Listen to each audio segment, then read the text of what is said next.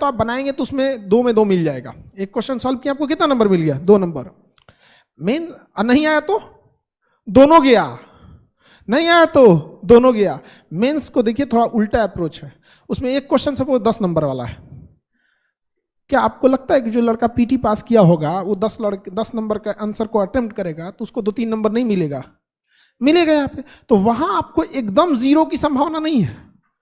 आप समझ रहे हैं चीजों को? वहां एकदम जीरो की संभावना नहीं है, बस आपको लेखन शैली आना चाहिए। उसके अप्रोच अलग है और इसका अप्रोच अलग है। तो यहां जो भी सौतेला व्यवहार करेगा सीसेट से, वो भी आपको क्या कर देगा? सौतेला।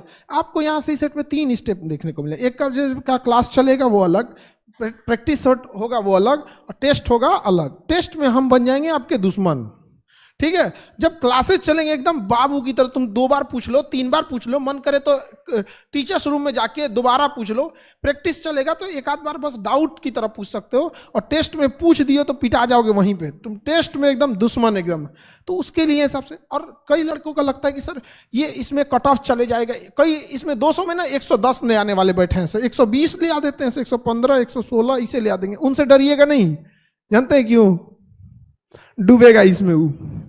तो जो कट ऑफ बढ़ाने वाले लोग हैं ना, समझिए, जो प्रीलिम्स का कट ऑफ बढ़ाने वाले बूढ़े बूढ़े लोग हैं, आखिरी अटेम्प्ट वाले, जो इसमें 200 में ले आएंगे से 126 नंबर, 125 नंबर, वो कहाँ डूब जाएंगे? सीसेट में। इसलिए आप इधर गौर किए होंगे ना कि कट ऑफ ज्यादा नहीं जा रहा है। 95, मतलब 95, 97, मतलब 90 कैटेगरी वाइज भी वेरी करता है थोड़ा बहुत, 2-4 नंबर। तो आप समझते हैं। तो आप समझ रहे हैं ना, इसका कट ऑफ ज्यादा जाने वाला नहीं है। क्यों? जो कट ऑफ ले जा सकते थे उनके पैर में बांध दिया क्या चीज? सीसेट। अब कैसे हो सकता है? दोनों को तो ऐसा हो ही नहीं सकता आप इक्वल कर लें, दोनों में बेहतरीन हो। ये तो बहुत कम लोग होते हैं। तो इसलिए आपको बैलेंस लेके चलना है। समझ आया कि नहीं? एक से एक देखेंगे ना, उसका खूब पढ़ेगा हिस्ट्री, खूब पढ़ेगा ज्योग्राफी, एकदम दबा के एकदम। तो ऐसा नहीं है कि हिस्ट्री ज्योग्राफी फालतू है, लेकिन इतना समझिए भाई, सीसेट पास करना मजबूरी है आपकी। और सीसेट वो चीज है जो ट्रेनिंग आईएएस आईपीएस फेल होके चले गए, वो हाल है सीसेट का। जो ट्रेनिंग में थे, जो अपनी रैंकिंग सुधारने के लिए दोबारा एग्जाम में बैठे थे, वो प्रीलिम्स फेल होके चले गए। समझे? क्योंकि इसमें आपको एग्जैक्ट आंसर चाहिए, exact answer, no doubt. GS में क्या है ना, आपका एग्जैक्ट आंसर भी नहीं है ना, तो कुछ कुछ ऑप्शन वगैरह हेल्प कर देते हैं। इसमें कोई हेल्प करने वाला नहीं है आपको। तो अब सीधी सी बात है, आप सीसेट के लिए तैयार है, प्रीलिम्स के लिए तैयार है। जीएस सब पढ़ते हैं, आप भी पढ़ते हैं, सब गिरेंगे, आप भी गिरेंगे। सीसेट कम पढ़ते हैं, आप कम का रिजल्ट भी होता है, आप भी पढ़ेंगे, आपका भी रिजल्ट होगा। इतनी सी बात नहीं समझ में आती है तो पढ़ते रहो, लेके 1857 की क्रांति, नॉन कोऑपरेटिव मूवमेंट, और ये सब जीएस अपनी जगह पे बहुत बड़ा चीज है। रियलिटी यही है कि आप जितना समय जीएस को देते हैं ना, उतना सीसेट को देते ही नहीं है। ये पीटी एकदम क्लियर है? किसी को डाउट? बाकी इतने बच्चे तो है नहीं आप लोग को, जब क्लास स्टार्ट होगा तो सब चलेगा इसमें, हिस्ट्री, ज्योग्राफी, पॉलिटी। और इसमें एक और गलती देखिए, एक तो सीसेट में खड़े गलती करते हैं लोग, ये तो समझ में आ गया, किसी को दिक्कत? यहाँ पे इसका तो पूरा आपका सीसेट के पूरी टीम होगी आपको मेहनत कराने के लिए, ठीक है? क्लास लेने के लिए अलग, प्रैक्टिस के लिए अलग, टेस्ट सीरीज के लिए आपको कोई टीम नहीं होगी। बस वो टीम नहीं होगी, आपकी दुश्मन खड़े होंगे सब पे। किसमें? टेस्ट सीरीज में। उसमें आपको कोई हेल्प करने वाला नहीं, कोई भी नहीं हेल्प करेगा। और नो डाउट ब्रूटली आपको बोल भी दिया जाएगा कि इस बार आपका नहीं होने वाला है। अगर आपका नहीं हो, आप तो हम लोग बाबू भैया कहने वाले नहीं है लोग। आप जीएस में गलती क्या करेगा लोग? देखिए, कुछ पोर्शन छोड़ेंगे लोग आप लोग, करेंट लास्ट में पढ़ता है। तो जब धीरे धीरे पढ़ते जाएंगे तो 3 महीना 4 महीना तो आपको इस बात पे लग जाएंगे कि अब आप उस लायक हुए हैं। लास्ट में पढ़ेंगे तो यहां डूबेंगे। साइंस एंड टेक का पोर्शन अच्छा खासा डुबा देगा आपको। ऊपर ऊपर पढ़ेंगे, जैसे सर ने बोला कि जनरल साइंस नाम ही चेंज कर देना चाहिए उसका, रियलिटी में नहीं चेंज कर देना चाहिए। नहीं पूछता है जनरल साइंस, वो साइंस एंड टेक पूछता है, लेकिन बोलता क्या है? General science. अब कौन यूपीएससी से को समझाने जाएगा वहां पर? उस मान के बैठा है कि हम टीचर लोग से कंपटीशन में बैठा है वो। अब तो ऐसा लगता है ना टीचर से कंपटीशन में बैठा है। और पीटी में क्या है कि आपका जो पोर्शन अच्छा लगेगा ना, आप उसमें बहुत टाइम देते हैं। याद रखिएगा, रिजल्ट कभी भी आपके अच्छे हिस्सा से नहीं होता है, बल्कि रिजल्ट होता है अपने कमजोर हिस्सा को ठीक करने में, और ये कोई नहीं करना चाहता है। देखिएगा, जिसका मैथ्स अच्छा होगा खूब मैथ्स पढ़ेगा, जिसका हिस्ट्री अच्छा होगा खूब हिस्ट्री पढ़ेगा। अरे यार, तुम्हें टीचर नहीं बनना है, तुम्हें एग्जाम निकालना है, सबको ध्यान देना है यहाँ पे। और बहुत सारे ऐसे सब्जेक्ट है बहुत टाइम लेंगे लेकिन नंबर भी ठीक ठाक देंगे, लेकिन कुछ सब्जेक्ट है कम टाइम लेंगे नंबर भी एकदम सॉलिड देंगे। तो ये गलती नहीं करना है, इक्वल टाइम देना है। मेंस में देखिए थोड़ा बहुत मेंस, अब इसमें क्या हो जाएगा, ऐसे आपका ऐसे, ये आपको क्या लगता है एक दिन में हो जाएगा? एक दिन में कभी नहीं होने वाला आपका। ऐसे में स्ट्रक्चरिंग चाहिए आपको, स्ट्रक्चरिंग। ऐसे आप कुछ भी लिखिए, स्ट्रक्चर फॉर्मेट सेम होना चाहिए। यार कुछ तो स्ट्रक्चर हुआ होगा ना, कि एक डिस्ट्रिक्ट मजिस्ट्रेट का ट्रांसफर होता है, अगला डिस्ट्रिक्ट मजिस्ट्रेट उस काम को वहीं से उठा लेता है। लेकिन आप में ऐसा कभी नहीं हो सकता कि आप किसी नोट्स को आधा बनाएं और दूसरा कोई आके उस नोट्स को फिर कंप्लीट बना के चल। कभी हुआ ऐसा? स्ट्रक्चर चाहिए, उसको समझिए इस चीज को। एक कोई कोर्ट में मुकदमा चलता है तो उस एक मुकदमे को जब शुरू से लेके फाइनल डिसीजन आता है, इस दौरान 100 जज देख के जा चुके होते हैं। कभी इस जज का ट्रांसफर हुआ, अगला आया, उसके बाद अगला हुआ, डिस्ट्रिक्ट कोर्ट में कोई और सुना, हाई कोर्ट में कोई और सुना, सुप्रीम कोर्ट में कोई और सुना, जबकि उस जज का अपना कोई पर्सनल मामला नहीं है। दिन भर में उसके पास यही सब चीजें आती है। कुछ तो फॉर्मेट है उन लोगों के पास जो इसी फॉर्मेट पे सबको चलना है, वही आपसे ढूंढता है। लेकिन आपको लगता है कि नहीं, ऐसे में केवल नॉलेज चाहिए। नॉलेज के साथ साथ आपको क्या चाहिए? फॉर्मेट चाहिए। आपको, आपके पास वो फॉर्मेट होना चाहिए। डे 1 में जैसे ही स्टार्ट होगा, फर्स्ट वीक में ही आपको 2 क्लास ले लिया जाएगा कि फॉर्मेटिंग का, ताकि जब आप न्यूज पढ़ें या कुछ भी करें, डे 1 से लिखना चालू करें धीरे धीरे फॉर्मेट का। समझ में आ रहा है कि नहीं आ रहा है? यहाँ पे 250 नंबर दे देता है। कितना नंबर? अच्छा खासा नंबर दे देता है। और आपने ईमानदारी से बता के देखिए कितना टाइम देते हैं लोग, बहुत कम। ईमानदारी से देखिए। और वो लड़के कहते हैं कि हम यूपीएससी की तैयारी कर रहे हैं। यार तुम्हें खुद नहीं पता है कि कौन सा सब्जेक्ट पे कितना टाइम देना चाहिए। 250 नंबर का मार्क्स है, लास्ट में देता, कहता ऐसे भी करना है। अरे यार तुम्हें तो स्टार्टिंग से होना चाहिए। लेकिन आप भी देखिएगा यूपीएससी के लड़कों की खराबी, वो हिस्ट्री, ज्योग्राफी, पॉलिटी, इकोनॉमिक्स कोई से सब्जेक्ट मानता है, मेन सब्जेक्ट यही मानता है उसको, हिस्ट्री, ज्योग्राफी, पॉलिटी, इकोनॉमिक्स। जबकि 250 नंबर ऐसे दिया। भूल गए वहां पे 1000 नंबर का आपका जीएस, GS 1 2 3 4 ऐसे सेम टू यू कर देते हैं। ये सब कितने का है? 250 का। ऐसे कर देते हैं सेम टू यू। कौन लिखेगा इतना? यानी जीएस टोटल कितने का हो गया? 1000। अब वो 250। अब इसमें देखिए क्या करेगा सब गलती। हम आपको गलतियां दिखा रहे हैं। अगर आपको ऐसा लगेगा कि नहीं सर आपको नहीं पता है, हमको ज्यादा आइडिया है, ये गलती नहीं करते, तो आप टोक दीजिएगा। आप देखिएगा गौर से, यहाँ ऐसे पे ध्यान नहीं देगा। अब जीएस में आते हैं। जीएस 1 250 का अकेला सब्जेक्ट है। हिस्ट्री है, एंशिएंट हिस्ट्री है, कई पार्ट है इसके। जीएस 2 अकेला है नहीं है। जीएस 3 भी अकेला नहीं है। जीएस 4 एथिक्स अकेले। एथिक्स क्या है? अकेले। एथिक्स को भी ऐसा सोचते थे एथिक्स भी पढ़ना है, एथिक्स भी पढ़ना। अरे यार तुम्हारा 500 नंबर डुबा दिया तुम यहाँ पे। एक 250 का यहाँ से क्या ले गया? एथिक्स। और 250 नंबर का क्या ले गया है? ऐसे 500 नंबर डुबा दिए। आप खुद सोच के देखिए, ये लड़के करते हैं ये गलती, जबकि उनको ये पोर्शन स्ट्रांग रख लेना चाहिए, क्योंकि इसमें सेक्शनल कट ऑफ थोड़ी है। आपको ओवरऑल मेंस का नंबर जोड़ा, ऐसा थोड़ी होता है कि ऐसे में ज्यादा इसमें कम। यहाँ पे आप ये देखिए, ये वो पोर्शन है जिसमें आप 2 से 2.5 मंथ के क्लास में, मतलब 50-60 क्लास में एक अच्छा मार्क्स ले आ सकते हैं। लेकिन आप इसको कभी वैल्यू ही नहीं दिए।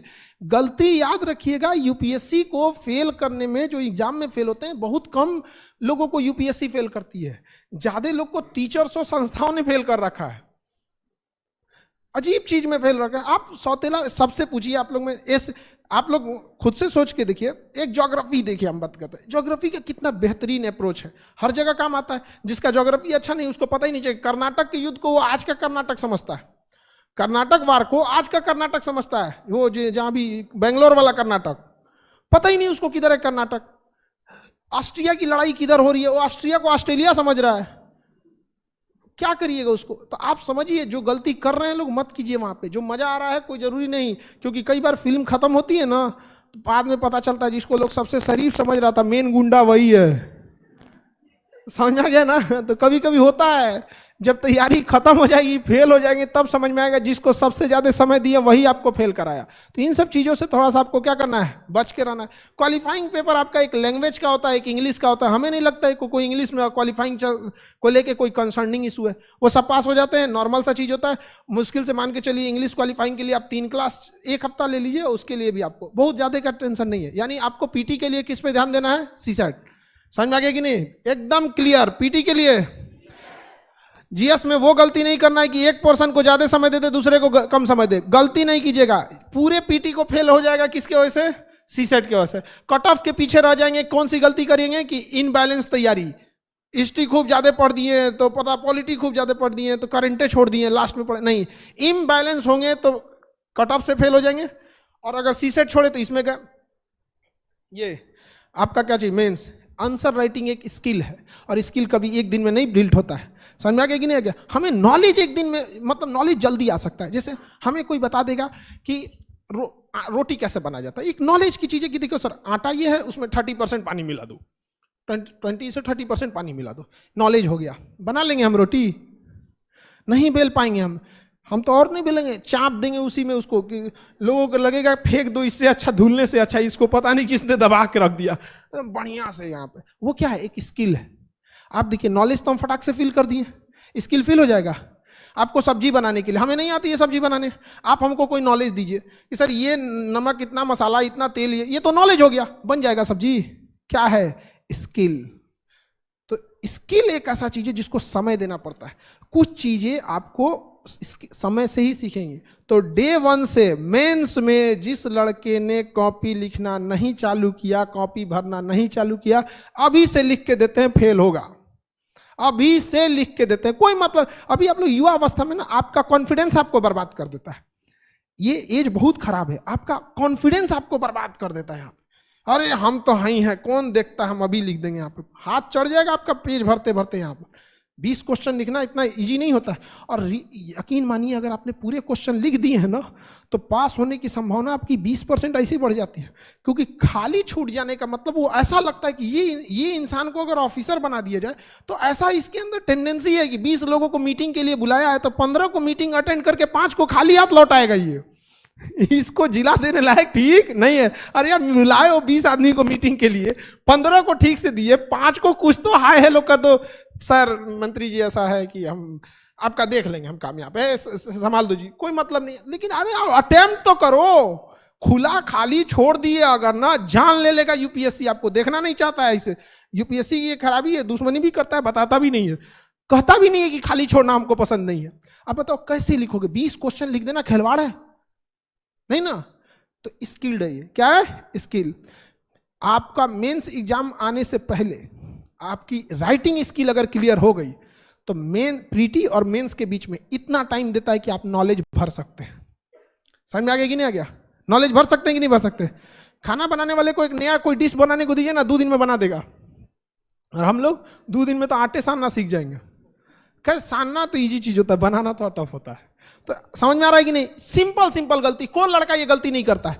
कोई ज्यादा रॉकेट साइंस नहीं है इसमें। समझिए कट ऑफ प्रीलिम्स की बात करें तो कट ऑफ छूटेंगे आप, जीएस खराब होगा। इसी वजह से इनबैलेंस फोकस किए हैं, किसी पे ज्यादा किसी पे कम, पूरी तरह से फेंका के जाएंगे, फेल होंगे क्योंकि सीसेट पे ध्यान नहीं दिए हैं।